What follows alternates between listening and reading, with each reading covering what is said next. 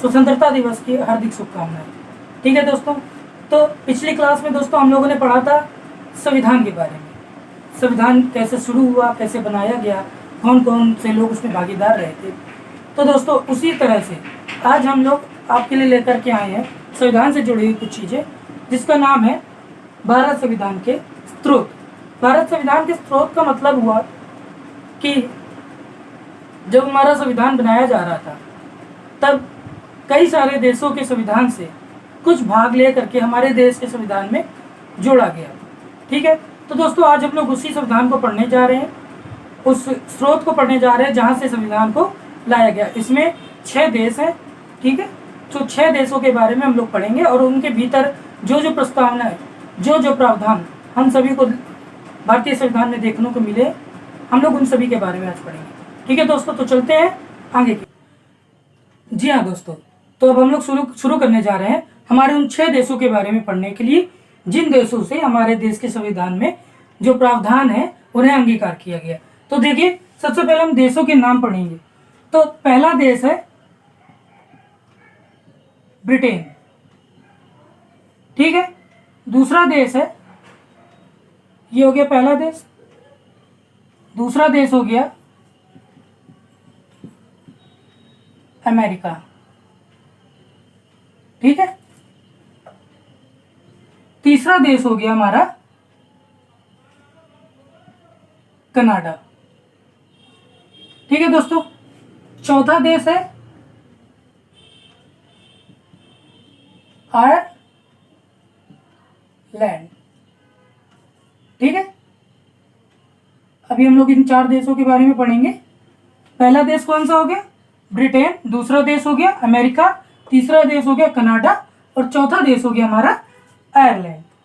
तो दोस्तों हर देश से कुछ ना कुछ चीजें हमारे देश के संविधान में ली गई हैं। तो ब्रिटेन से क्या क्या चीजें ली गई हैं, अब हम लोग उसके बारे में पढ़ेंगे। ठीक है, तो सबसे पहला जो देश है ब्रिटेन। ब्रिटेन से दोस्तों ली गई हुई है संसदीय व्यवस्था। ठीक है दोस्तों, ब्रिटेन से क्या लिया गया है? संसदीय व्यवस्था। तो सबसे पहले तो हम लोग ब्रिटेन के बारे में अगर पढ़ रहे हैं तो हम लोग पहले इसको जो बाकी के देश हैं उनको मेट देंगे।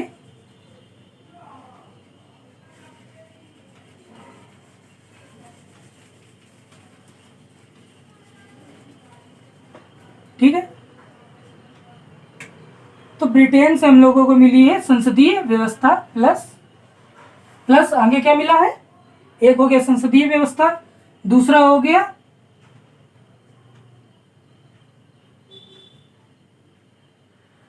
एकल नागरिकता,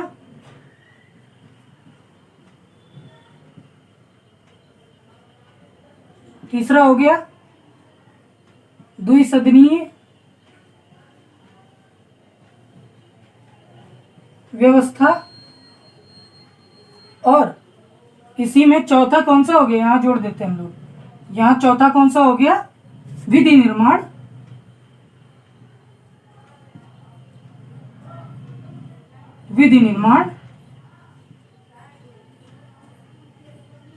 प्रक्रिया। ठीक है, पहला क्या हो गया? संसदीय व्यवस्था, दूसरा हो गया एकल नागरिकता, तीसरा हो गया द्विसदनीय व्यवस्था और चौथा हो गया विधि निर्माण प्रक्रिया। तो कहां पढ़ते हैं? संसदीय व्यवस्था। सबसे पहले हम लोग पढ़ेंगे संसदीय व्यवस्था। संसदीय व्यवस्था का जो मतलब होता है वो होता है विधायिका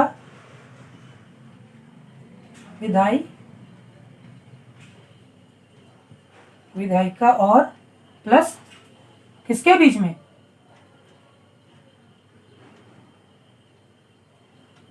विधायिका और सबसे पहले किसमें होगा? जी दोस्तों, तो किसमें होगा? संसदीय व्यवस्था में विधायिका और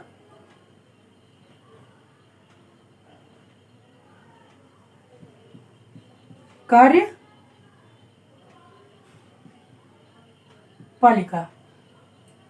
ठीक है, संसदीय व्यवस्था का मतलब हो गया विधायिका और कार्यपालिका का समन्वय।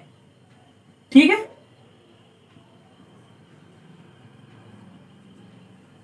विधायिका और कार्यपालिका का समन्वय, समन्वय का मतलब ये हो गया कि संसदीय व्यवस्था में विधायिका और कार्यपालिका दोनों मिलकर के काम करेंगी।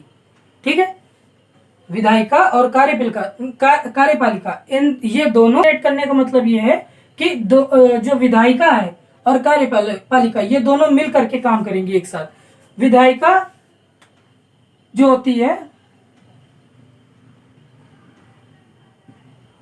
इसको जो है, ये जो कार्यपालिका है ये जवाबदेही होती है।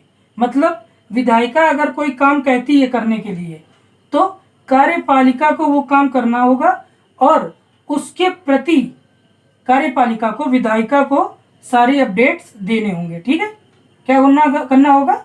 सारे अपडेट देने होंगे। ठीक है, क्या होगा संसदीय व्यवस्था में? विधायिका और कार्यपालिका का समन्वय। ठीक है, हमारा जो देश है वो संघात्मक, संघीय है। मतलब यहाँ पर दो प्रकार की पार्टी होती हैं, जो एक पक्ष होता है, एक विपक्ष होता है। ठीक है, जो सत्ता जिसका बहुमत ज्यादा होता है वो पार्टी सत्ता में होती है। ठीक है, तो हमारे यहाँ संघीय व्यवस्था का जो प्रावधान चल रहा है, अभी हम लोग संघीय व्यवस्था आगे पढ़ेंगे तो, लेकिन उसको अभी भी मैं समझाने की कोशिश कर रहा हूँ क्या कि विधायिका और कार्यपालिका ये संसदीय व्यवस्था के भीतर दोनों मिलकर के काम करती है। ठीक है, विधायिका और कार्यपालिका विधायिका को जवाबदेही होती है। कोई भी काम होगा अगर कार्यपालिका के पास है तो वो क्या करेगी? वो जाकर के सीधे किसको?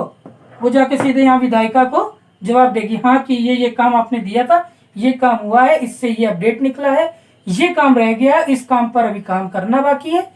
ठीक है, तो इसका मतलब हो गया संसदीय व्यवस्था का कि विधायिका और कार्यपालिका का समन्वय। ठीक है, तो अब हम लोग अगला टॉपिक देखते हैं। यहां से इसको हम लोग थोड़ा सा शिफ्ट करने की कोशिश करते हैं।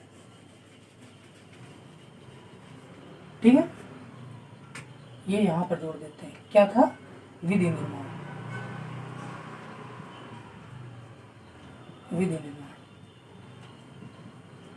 प्रक्रिया। ठीक है, विधि निर्माण प्रक्रिया। तो ये तो हो गया संसदीय व्यवस्था। ठीक है, अब आता है क्या? एकल नागरिकता। एकल नागरिकता का मतलब क्या है? एकल नागरिकता का मतलब ये है कि भारत में जिन्होंने 1947 के बाद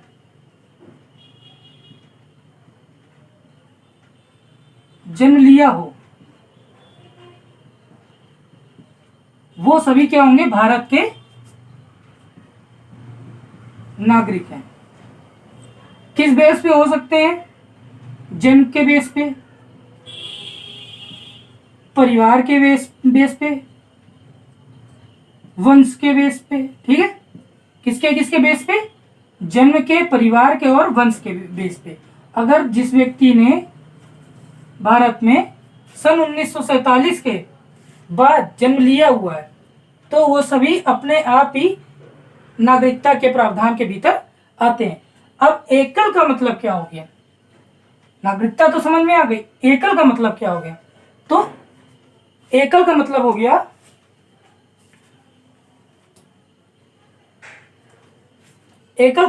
गया कि भारत में जितने भी लोग होंगे वो सब भारतीय होंगे। मतलब केवल भारत की ही नागरिकता होगी। जैसे अमेरिका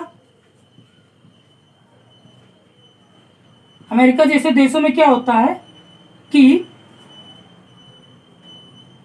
राज्य की भी नागरिकता होती है सभी को। ठीक है, जिस राज्य में लोग रह रहे होते हैं उस राज्य की भी नागरिकता होती है, प्लस केंद्र की भी। ठीक है, मतलब अमेरिका जैसे देशों में क्या होता है कि राज्य की भी नागरिकता है और केंद्र की भी नागरिकता है। ठीक, तो लेकिन भारत में इसका क्या है? इसका भारत में उल्टा है। भारत में सिर्फ क्या है? एक ही नागरिकता है, वो है भारतीय। आपको राज्य की नागरिकता नहीं मिलेगी। मिलेगी क्यों नहीं? क्योंकि है ही नहीं, प्रावधान ही नहीं है। केवल क्या है, क्या कि राज्य की नागरिकता नहीं है। केवल क्या है, सभी लोग क्या होंगे, भारतीय होंगे। जितने भी लोग 1947 के बाद भारत में जन्म लिए हैं वो सभी भारतीय होंगे। ठीक है, तो अगली हम लोग व्यवस्था पढ़ते हैं। अगली व्यवस्था का नाम है द्विसदनीय व्यवस्था। भारत में 2 सदन पर व्यवस्था चल रही होती है। कितने सदन है? 2 सदन। एक है लोकसभा, एक है विधानसभा।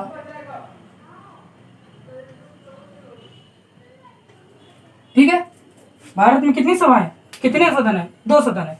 एक है लोकसभा यहाँ पर और एक है विधानसभा। ठीक है, ये दोनों एक लोकतांत्रिक है और एक केंद्र के पास होती है।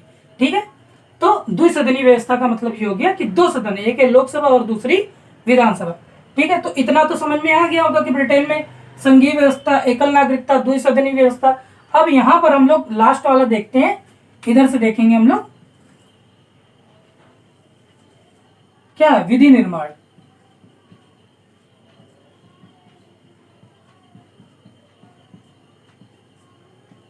प्रक्रिया। ठीक है, विधि निर्माण प्रक्रिया का क्या मतलब है? विधि निर्माण प्रक्रिया का मतलब होता है कि भारत में जितने भी कानून बनेंगे, जितने भी निर्णय होंगे कानून के तहत, कोई नई चीज पारित होनी होगी तो क्या होगा, विधि निर्माण प्रक्रिया के अंतर्गत होगा। कोई भी नया कानून बन रहा है, जीएसटी का नया कानून बना, ठीक है, सीएए। सीएए का मतलब क्या हो गया? सीएए का मतलब क्या होता है? Citizenship amendment act. ठीक है, सिटीजनशिप अमेंडमेंट एक्ट। ठीक है, जीएसटी, सीएए। ठीक है, अभी जो हर घर तिरंगा,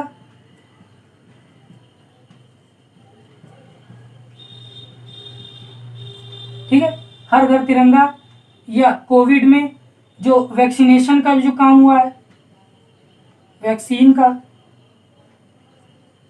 ठीक है, वैक्सीन का जो काम हुआ, ये जितने भी निर्णय भारत सरकार ले रही है वो सब निर्णय किसके अंतर्गत आता है?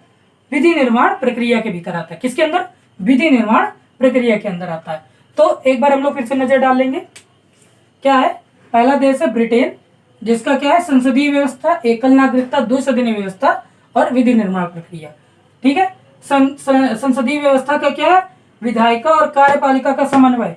विधायिका और कार्यपालिका दोनों क्या है, आपस में एक दूसरे से काम लेती हैं, एक दूसरे का काम करती हैं।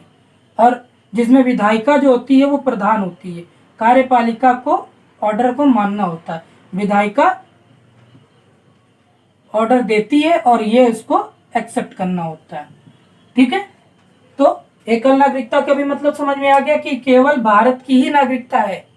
ऐसा नहीं है कि भारत में भी है, भारत के किसी राज्य की नागरिकता लेनी पड़े, नहीं, भारत के किसी राज्य की कोई नागरिकता नहीं है। सिर्फ क्या है, केवल आप भारतीय हैं, जन्म से हैं, आपके पास प्रमाण पत्र है, जन्म प्रमाण पत्र है। ठीक है, प्रमाण पत्र और क्या होता है? राशन कार्ड हो गया, राशन कार्ड प्लस आपका डीएल हो गया, ड्राइविंग लाइसेंस इसको बोलते हैं, प्लस आपका क्या हो गया, वोटर आईडी कार्ड हो गया, वोटर आईडी। ठीक है, आपका नाम है संयुक्त राज्य अमेरिका। ठीक है, अगला जो देश है वो हमारा क्या है, संयुक्त राज्य अमेरिका। तो संयुक्त राज्य अमेरिका के संविधान से हमारे देश के संविधान में क्या क्या प्रावधान लाए गए हैं, तो आइए जरा उनके बारे में जानते हैं। ठीक है, तो यहाँ पर है, नंबर 1 पर है प्रस्तावना। क्या है? प्रस्तावना। ठीक है, नंबर 1 पर हमारे यहाँ क्या अमेरिका से क्या मिला? प्रस्तावना। नंबर 2,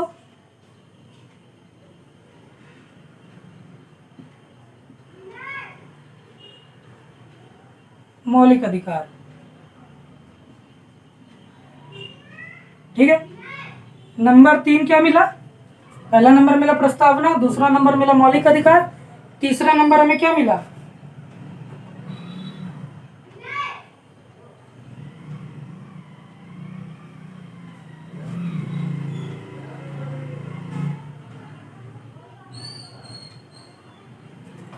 तीसरा नंबर क्या मिला?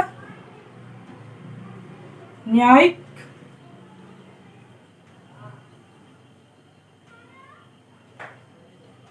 पुनरावलोकन, न्याय पुनरावलोकन। ठीक है, चौथा क्या मिला? सर्वोच्च सर्वोच्च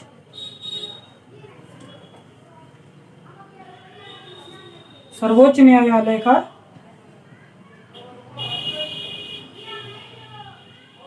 गठन एवं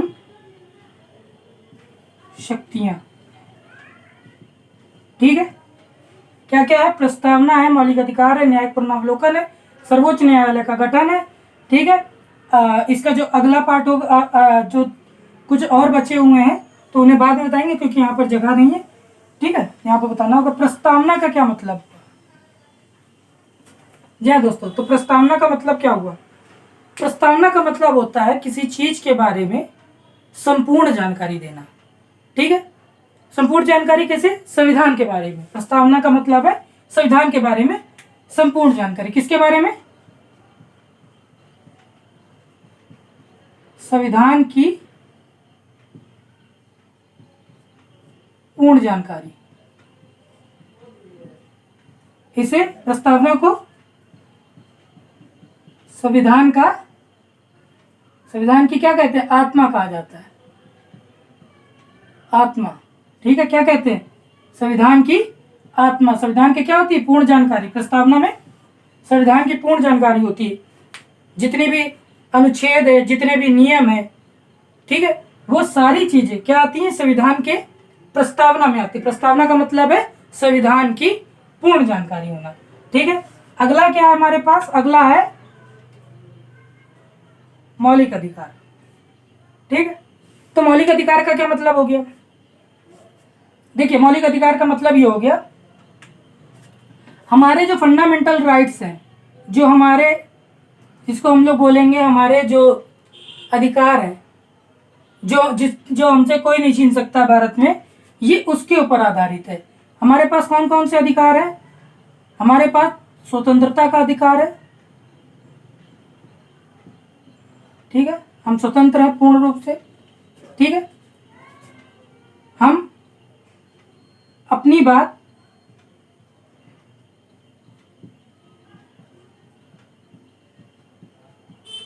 खुलकर बोल सकते हैं। ठीक है, क्या हो सकता है? स्वतंत्रता का अधिकार है, अपनी बात हम खुलकर बोल सकते हैं। दोनों का मतलब एक तरीके से वही हो गया कि स्वतंत्रता मतलब खुल के बोलने का अधिकार हो गया। ठीक है, हमारे साथ क्या होगा? हमें हर चीज में भागीदार किया जाएगा, हम हर चीज में भागीदार होंगे। ठीक है, हमारे साथ वेशभूषा, रंग, राज्य, जैसे प्रांत को बोल सकते हैं। ठीक है, प्रांत, बोली, क्या होगा? ऐसी वेशभूषा, रंग, राज्य, बोली। ठीक है, और ये जो वेशभूषा, रंग, राज्य, बोली है, इसका मतलब ये हो गया कि हमें इसके साथ, हमारे साथ कोई भेदभाव नहीं होगा। भेदभाव नहीं होगा। ठीक है, क्या होगा? स्वतंत्रता मिलेगी, पूर्ण रूप से हम स्वतंत्र हैं, अपनी बात बोल सकते हैं। ठीक है, हम देश के हर चीज में हम भागीदार होंगे। ठीक है, वेशभूषा, रंग, राज्य, बोली, भाषा, जैसे कोई बिहारी बोल रहा है, कोई कन्नड़ बोल रहा है, तो कोई असम की लैंग्वेज बोल रहा है, तो कोई हिमाचल प्रदेश की लैंग्वेज बोल रहा है, कोई श्रीनगर की लैंग्वेज बोल रहा है, तो क्या है, कोई राजस्थान की लैंग्वेज बोल रहा है, तो किसी के साथ ऐसी कोई दुर्भावना नहीं की जाएगी, ऐसी कोई बात नहीं की जाएगी कि उसके इन अधिकारों को हनन किया जाए। ठीक है, ऐसी कोई नहीं कही। ये तो हो गया वेशभूषा, रंग, राज्य और बोली पर हमारे साथ कोई भेदभाव नहीं होगा। ठीक है, क्या है, हमें अपने धर्म के अनुसार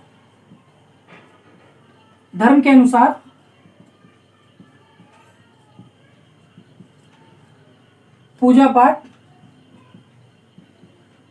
करने का अधिकार है। ठीक है, हमें अपने धर्म के अनुसार, जो हिंदू है वो हिंदू की तरह पूजा पाठ कर सकता है, जो मुस्लिम है वो मुस्लिम की तरह, जो सिख है वो सिख, जो ईसाई ईसाई।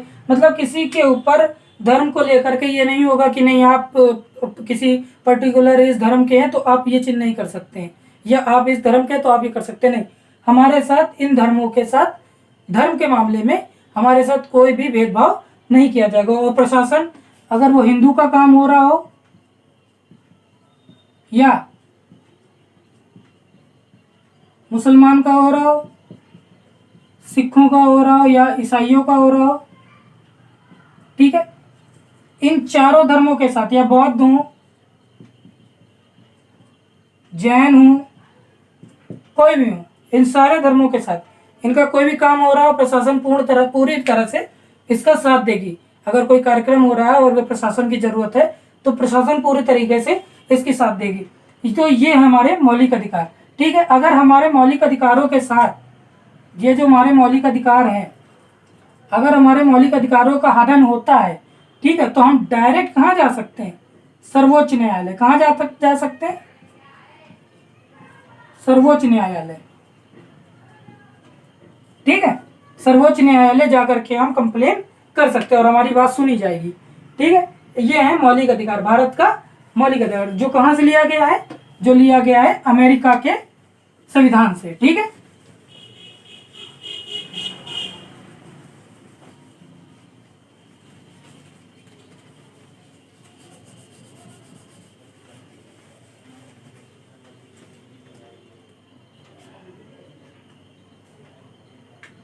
मौलिक अधिकार फिर से लिख दे, स्वतंत्रता, ठीक है, धर्म, बोली भाषा और राज्य, ठीक है, आदि आदि जो और बाकी बताए थे, जो उनसे क्योंकि मेट दिया था गलती से। ठीक है, न्याय पूर्णावलोकन। तीसरा नंबर क्या आता है हमारे सामने? न्याय पूर्णावलोकन। पूर्णावलोकन का मतलब से ही कि इस शब्द को सुनते ही क्या समझ में आता है कि फिर से उस चीज के ऊपर एक बार समिति को बैठाना। ठीक है, फिर से एक बार समिति बैठेगी। न्याय पूर्णावलोकन का मतलब हो गया कि अगर कोई निर्णय लिया गया है, ठीक है, विधि निर्माण के जरिए अगर केंद्र सरकार कोई निर्णय लेती है, ठीक है, अगर उस निर्णय में ऐसा लगता है कि ये निर्णय ठीक नहीं है, लोगों को इससे दिक्कत हो सकती है, तो क्या होगा? फिर से उसके ऊपर पूर्णावलोकन होगा, फिर से उसको फिर से एक बार जांच के लिए भेज दिया जाएगा, फिर से उसके ऊपर बैठक होगी, समितियां होंगी और फिर से उसको क्या किया जाएगा? उसके ऊपर शोध होगा और फिर अगर निर्णय ठीक है तो फिर वही निर्णय पारित कर दिया जाएगा। अगर निर्णय में कहीं कहीं दिक्कत होती है तो क्या होगा? उस निर्णय को कैंसिल कर दिया जाएगा और फिर नया निर्णय लिया जाएगा। ये होता है न्यायिक पूर्णावलोकन। ठीक है, और सारी शक्तियां जो होती हैं वो सर्वोच्च न्यायालय के पास होती है। कहाँ होती हैं? सर्वोच्च न्यायालय। ठीक है, सारी शक्तियां किसके पास होती है? सर्वोच्च न्यायालय के अंदर। तो पूर्णावलोकन समझ में आ गया, न्याय पूर्णावलोकन। ठीक है, सर्वोच्च न्यायालय का गठन एवं शक्तियां। जो सदन है, जो भारतीय सदन है, वो क्या करता है? सर्वोच्च न्यायालय का गठन करता है।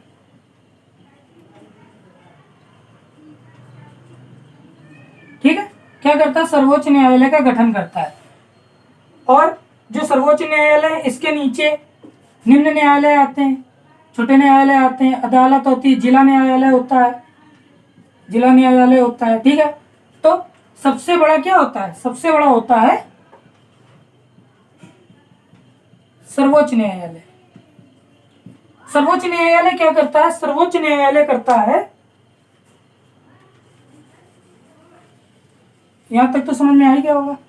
ठीक है, सर्वोच्च न्यायालय क्या करता है? सर्वोच्च न्यायालय करता है जो आम नागरिक है, उसके मौलिक अधिकारों की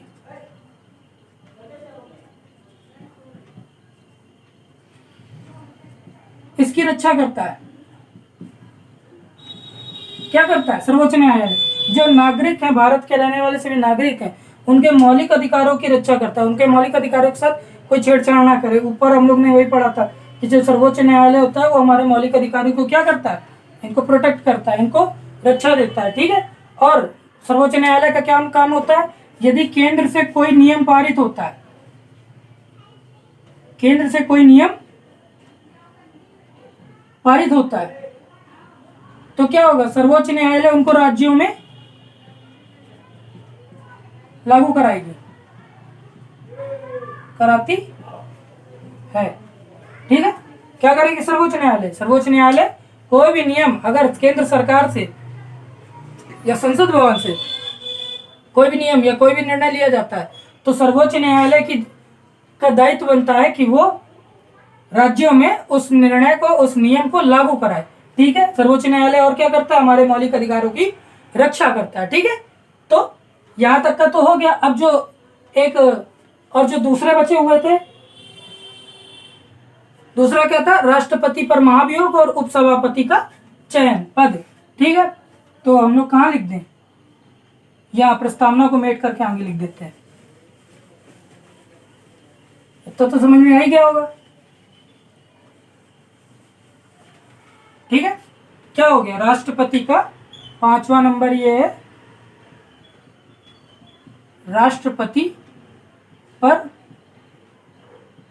महाभियोग। महाभियोग का मतलब ये होता है कि अगर राष्ट्रपति का काम नहीं सही लग रहा है किसी भी सदन को, सबसे पहली चीज ये होती है कि भारत जो है वो संघीय, समझे, संघीय प्रावधान पर है।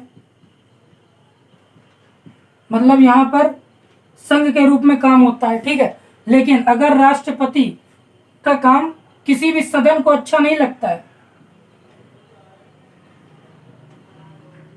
ठीक है, अगर किसी भी सदन को अच्छा नहीं लगता है, तो वो सदन राष्ट्रपति के खिलाफ महाभियोग लगा सकती है। क्या कर सकती है? राष्ट्रपति के खिलाफ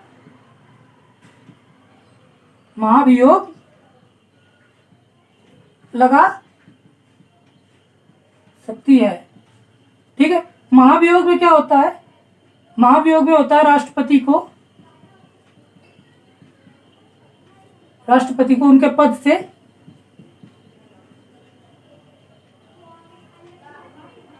निरस्त कर दिया जाता है। ठीक है। क्या कर दिया जाता है? राष्ट्रपति को उनके पद से हटा दिया जाता है। ठीक है। तो क्या करता है? महाभियोग क्या होता है? राष्ट्रपति को उनके पद से हटा देता है। अगर जो महाभियोग लगा है और वो महाभियोग अगर साबित हो जाता है कि हाँ ये इस कारण से ऐसा हो रहा है और राष्ट्रपति इसमें नहीं कर पा रहे हैं कोई काम, तो क्या होगा? महाभियोग लगा दिया जाएगा और राष्ट्रपति अपने पद से हटा दिए जाएंगे। लेकिन महाभियोग लगाने का जो समय होता है वो 14 दिन का होता है। मतलब 14 दिन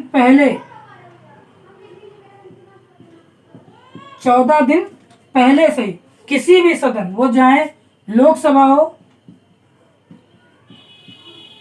या विधानसभा हो, लोकसभा हो या विधानसभा हो, कोई भी सदन राष्ट्रपति पर क्या कर सकती है? महाभियोग लगा सकती है। कितने दिन पहले? 14 दिन पहले। क्या हो जाता है?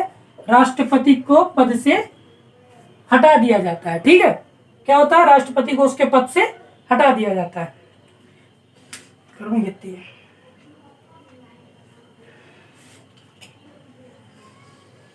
ठीक है। तो क्या हो गया? राष्ट्रपति पर महाभियोग का मतलब समझ में आ गया। अब क्या है? अब अगला हम लोग देखेंगे जो इसका लास्ट वाला है, वो है उपराष्ट्रपति का पद। 6 नंबर,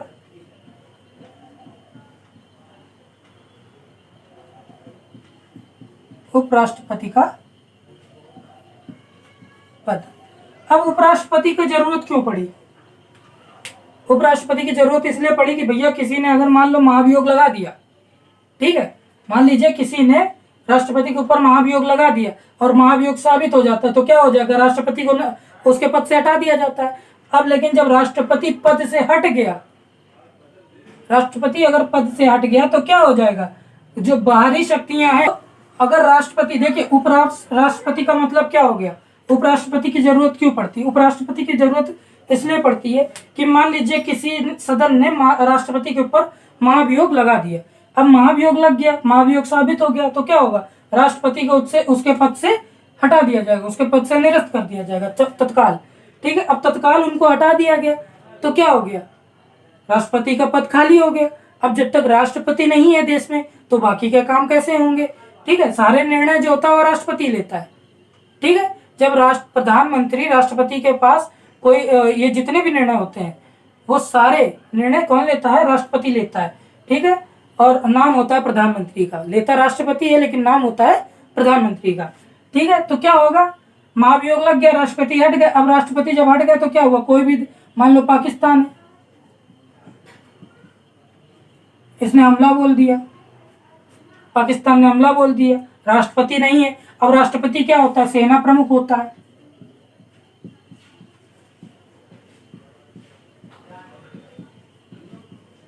राष्ट्रपति क्या होता है, राष्ट्रपति होता है सेना प्रमुख। ठीक है, अब जब सेना प्रमुख ही नहीं है तो सेना लड़ेगी कैसे, सेना को ऑर्डर देगा कौन।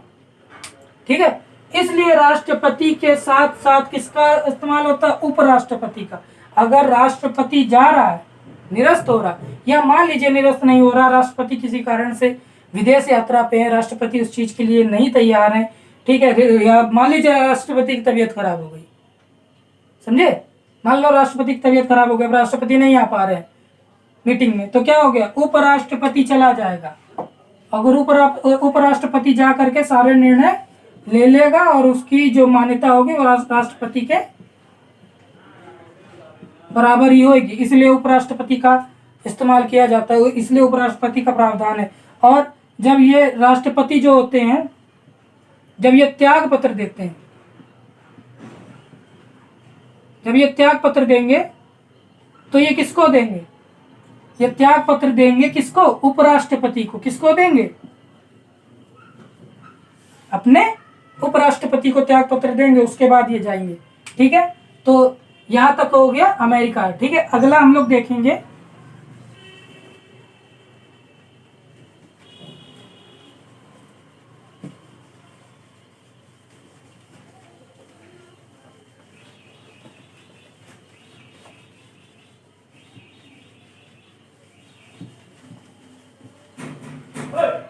अब हम लोग अगला कौन सा देखेंगे, अगला देखेंगे कनाडा।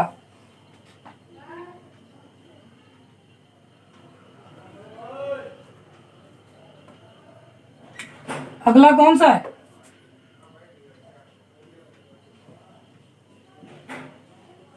कनाडा। कौन सा देश है, कनाडा। कनाडा की एक विशेषता क्या है कि बहुत सारे जो भारतीय हैं, ये भारतीय हैं लेकिन ये रहते कहाँ पर है, कनाडा में रहते हैं। इनको हम लोग क्या बोलते हैं, NRI, नॉन रजिस्टर्ड इंडियन।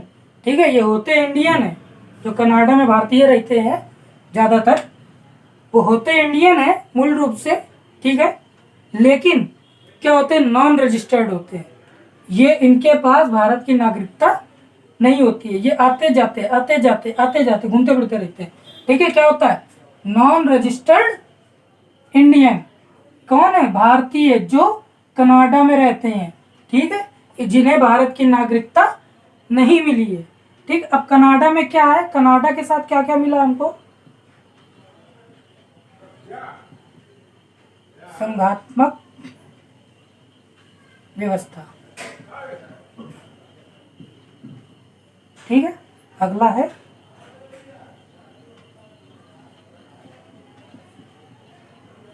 अवशिष्ट शक्तियों का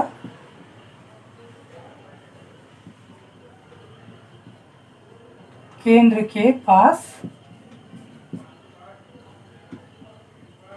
होना। ठीक है, और एक है राज्यपाल की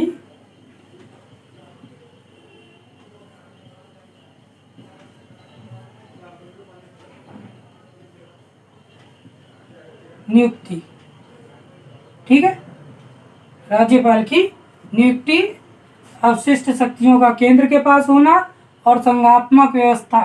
ठीक है, हम लोग पहले ही एक चीज पहले जान चुके हैं, क्या जान चुके हैं कि भारत जो है वो संघीय देश है।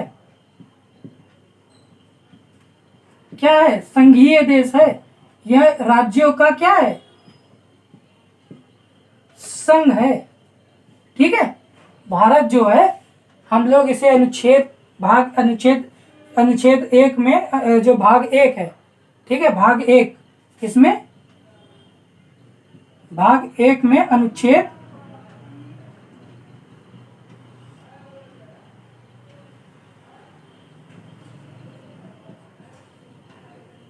1 है, उसमें है भारत जो है वो राज्यों का संघ है, संघीय व्यवस्था। अब संघीय व्यवस्था का मतलब क्या? देखिए, संघात्मक और संघीय का तो मतलब पता चल गया, लेकिन संघीय व्यवस्था क्या है इसको जानना हम लोगों को। ये छोटी सी जानकारी थी, वो तो हमने दे दी।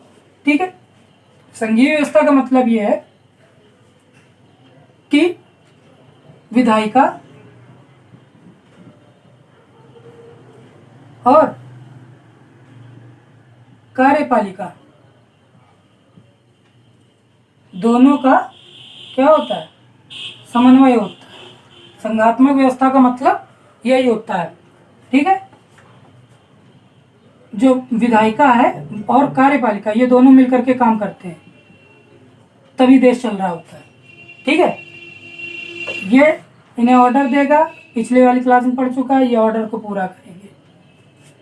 ठीक है, ये एक दूसरे की बात सुनेंगे।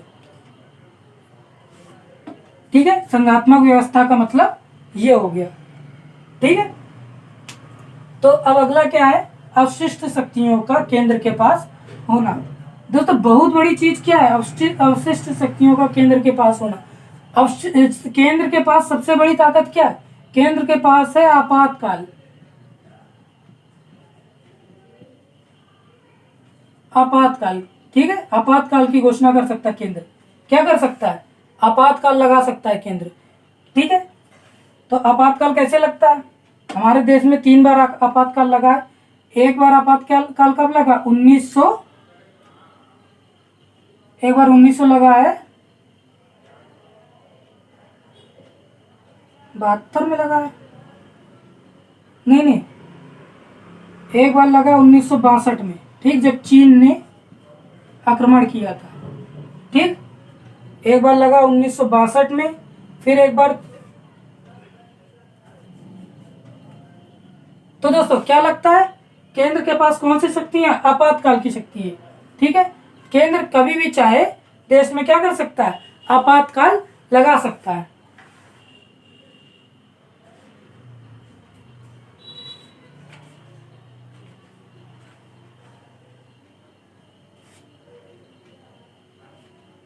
ठीक है, तो केंद्र क्या कर सकता है? आपातकाल लगा सकता है। अब आपातकाल कितने टाइप के होते हैं? आपातकाल होते हैं 3 टाइप के। कितने टाइप के होते हैं? 3 टाइप के। पहला क्या होता है?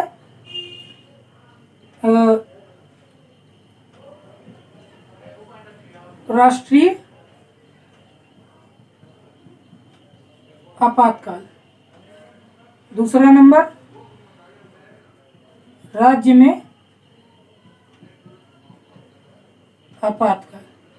और तीसरा होता है वित्तीय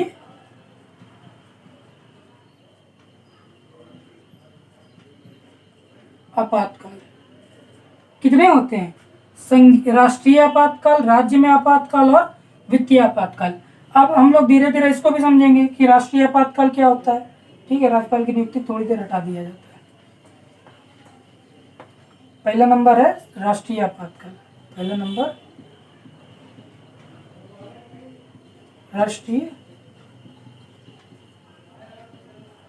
आपातकाल। राष्ट्रीय आपातकाल कब लगाया जाता है? जब युद्ध की संभावना हो। ठीक है, जब युद्ध की संभावना हो। ठीक है, कोई आक्रमण हो रहा हो। ठीक है, कब? युद्ध की संभावना, जब कोई आक्रमण हो रहा है, मान लीजिए किसी बाहरी बाहरी शक्ति ने आक्रमण किया हमारे देश पे, तो केंद्र क्या करेगा, केंद्र करेगा तुरंत राष्ट्रीय आपातकाल लगा देगा। और जैसे ही केंद्र राष्ट्रीय आपातकाल लगा देगा तो जितने राज्य हैं ये सब किसके, ये केंद्र के नियंत्रण में आ जाते हैं। ठीक है, जितनी भी पावर होती है केंद्र तुरंत ले लेता है।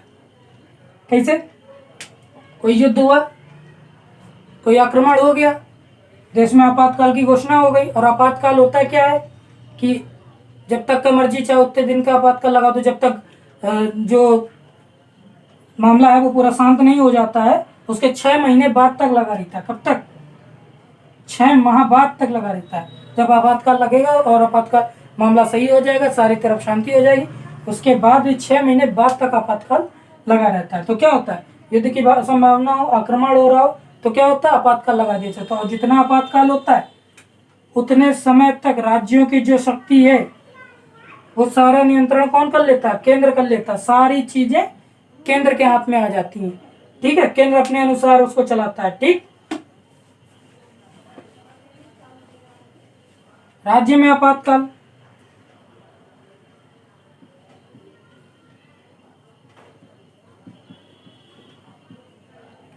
राज्य में आपातकाल का मतलब ये है कि जब केंद्र की तरफ से, ठीक है, राज्य में आपातकाल का मतलब ये है कि केंद्र की तरफ से कोई निर्णय लिया गया लेकिन राज्य उसको कोऑर्डिनेट नहीं कर पाया, राज्य उसको नहीं संभाल पाया, तो क्या हुआ, अब केंद्र को तो संभालना पड़ेगा भाई। राज्य असफल हो गया, असफलता का कारण हो जाता है। ठीक है, नहीं संभाल पाया तो क्या करेगा, राज्य में आपातकाल लगा देगा, जिसको कहते हैं राष्ट्रपति शासन।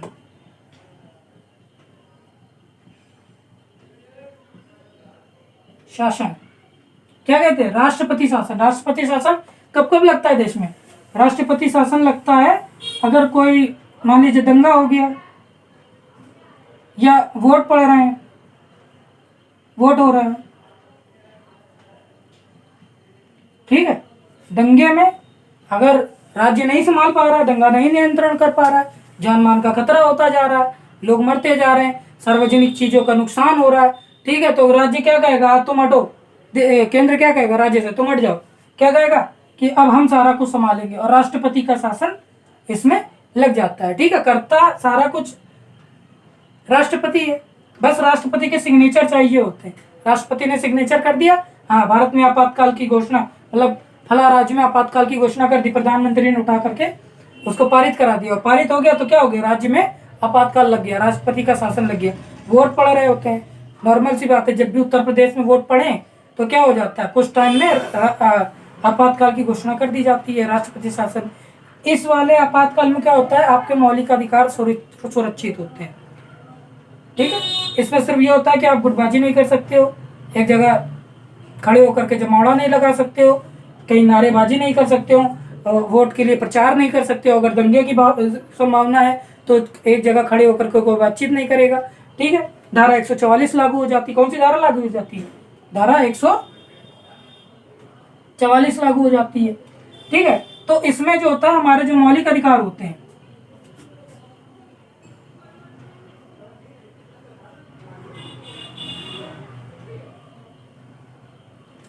ये सुरक्षित रहते हैं।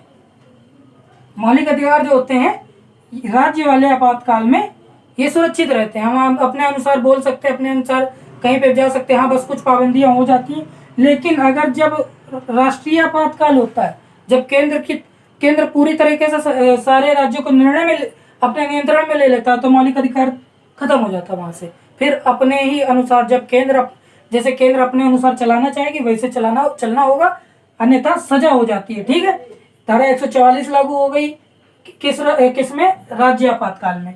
ठीक है, यहाँ पे लिख देते हैं, क्या नाम है, फ्रांस। तो फ्रांस से दोस्तों केवल एक चीज को लिया गया है, उसका नाम है गणतंत्र। गणतंत्र मतलब वो नहीं है रिपब्लिक डे वाला, मतलब होता वही है लेकिन उससे थोड़ा सा भिन्न होता है। क्या होता है गणतंत्र का मतलब, प्रजातंत्र। क्या कहेंगे इसको? प्रजातंत्र। गणतंत्र को प्रजातंत्र कहेंगे। प्रजा क्या है? हम जो सिविलियंस हैं, हम जो लोग अपने शहरों में रहते हैं, ठीक है, एक आम आदमी की तरह जिंदगी बिताते हैं, लेकिन होता हमारा ही राज्य, प्रजा का राज्य होता, तभी इसको क्या कहा गया? गणतंत्र। भारत क्या है? भारत क्या है? भारत एक लोकतांत्रिक देश है। भारत में किसका राज्य चलता है? जनता का। किसका? जनता। जनता जनता जब चाहती है, जब वोटिंग होती है, तो वोट होने पर जब किसी पक्ष को अधिक बहुमत मिलता है,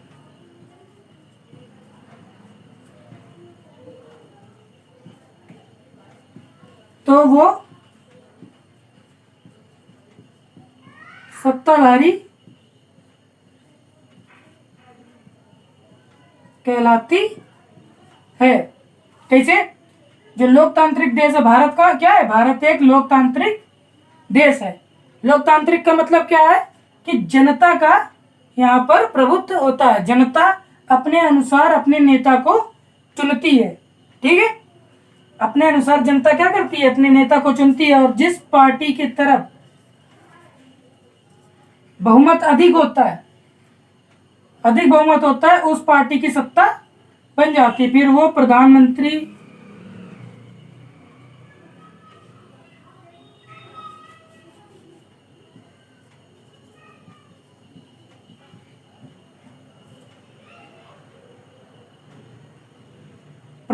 बनता है। फिर वो बाकी के अपने जो कैबिनेट मीटिंग, कैबिनेट जो होती है उसकी, बाद में वो अपनी कैबिनेट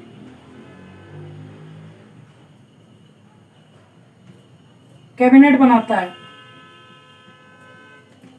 ठीक है, कैबिनेट में बहुत सारे मंत्री होते हैं। राज्य मंत्री हो गया, ठीक है, और वित्त मंत्री हो गया, और एक रक्षा मंत्री हो गया। इस समय रक्षा मंत्री हमारे हैं राजनाथ कोविंद।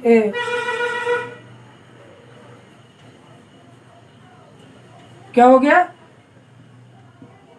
अपना एक रक्षा मंत्री हो जाता है, राज्य मंत्री हो गया, वित्त मंत्री हो गया, रक्षा मंत्री हो गया। ठीक है, और ऐसे करके आदि, समझने के लिए, आदि कई और मंत्री बनते हैं। तो कैसे बनते हैं? सारा कुछ डिपेंड किसके ऊपर होता है? सारा कुछ डिपेंड होता है किसके ऊपर?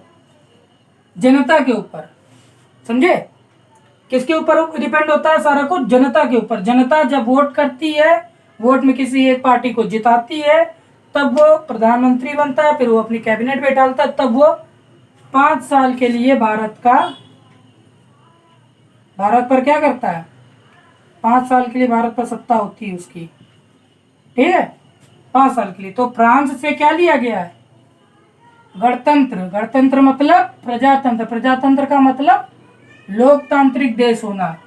भारत में लोकतांत्रिक प्रशासन चलता है। भारत की जनता है, वो जब वोट करके किसी पार्टी को जिता देती है, फिर वही बात दोहरानी पड़ रही है कि तब वो बन जाती है सत्ताधारी पार्टी। ठीक है, तो क्या होता है? गणतंत्र का मतलब लोकतांत्रिक देश।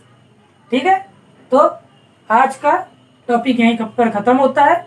आपको अगर हमारा चैनल अच्छा लगा हो तो चैनल के साथ बने रहिए, चैनल को सब्सक्राइब कीजिए, वीडियो को लाइक कीजिए, और ज़्यादा से ज़्यादा चैनल को शेयर कीजिए। धन्यवाद। और अगली की जो क्लास होगी, अगले के जो 3 हमारे देश बचे हुए हैं, 3 देश, उन्हें हम अगली क्लास में पूरा करेंगे। ठीक है, तब तक के लिए आप सब चैनल के साथ बने रहिए। धन्यवाद।